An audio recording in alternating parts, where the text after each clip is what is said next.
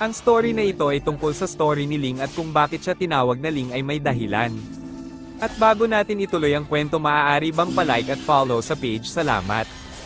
Ang pangalan niya pala ay Sean Beast at nakatira si Ling sa Land of Dol na kung tawagin ay Sky Arch. Doon sila namumuhay ng payapa kasama ang kanyang pamilya.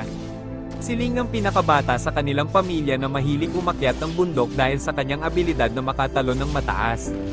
Kilala din ang angka nila sa pagiging deadly assassin o professional killer na magaling gumamit ng armas lalo na sa espada. Pero sa tagal ng panahon at dahil sa peace agreement ng bansa ay nagkaroon ng payapa ang mundo ng Sky Arch. Kaya minabuti ng mga tao sa Sky Arch na kalimutan nila ang dati nilang pamumuhay bilang assassin at mamuhay na lang payapa kasama na tinambak nila ang kanilang armas sa bundok na kung saan binabantayan ng Phoenix na nagsisimbolo ng kanilang plano. Simple lang ang pamumuhay nila. Sean Peace ang kanyang ama ay nagkokolekta ng diamante, ang kanyang ina ay gumagawa ng balote at ang kanyang kuya na nangangaso.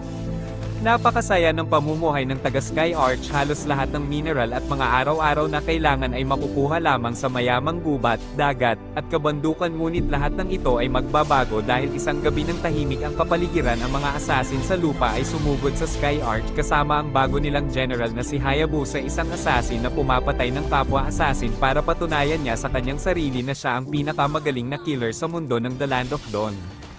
Kasalukuyan natutulog ang lahat ng tao sa Sky Arch at madali na patay nila Hayabusa ang mga tao gamit ang kanilang shuriken at katana. Dahil sa walang armas at mahika ang mga tao sa Sky Arch ay madali silang naubos, pero bago sila naubos ay nakapaghudyat ng tulong ang ama ni Ling para maalarma kung may natitira pang buhay sa kanila. Bago namatay ang ama ni Ling ay sumigaw ito ng mauubos nyo man kami pero magpapatuloy pa din ang henerasyon naming mga Sky Arch. Noong gabing yun, si Ling na mahilig umakyat ng bundok ay nakatulog at hindi nakauwi kaya ligtas siya sa kapahamakan, ngunit isang Phoenix ang biglang nagpakita sa kanya. Sagrado ang Phoenix at alam niya sa tingin pa lang na may nangyari sa Sky Arch kaya dali-dali niyang kinuha ang mga armas na tinambak ng kanyang ama. Sinuot niya ang crystal sa kanyang noo, gamit nito magiging invisible siya sa mga kalaban at ito ang mag-a-activate para masuot niya ang pangdigmang balote ng kanyang ina.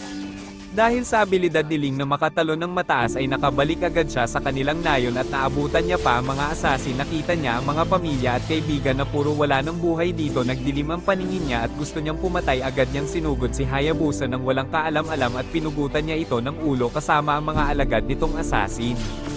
Kahit patay na lahat ng kanyang kalaban ay nandun pa din ang puot sa kanyang dibdib na gusto pang pumatay. Ang kanyang mabait at simpleng pamumuhay ay nabalot ng paghihiganti at pagkauhaw sa pagpatay. At kung nagtataka kayo kung bakit siya pinangalanan na Ling ay sa kadahilanan na ang ibig sabihin ay the last one, o sa madaling salita siya na lang ang nag-iisang tao sa Sky Arch.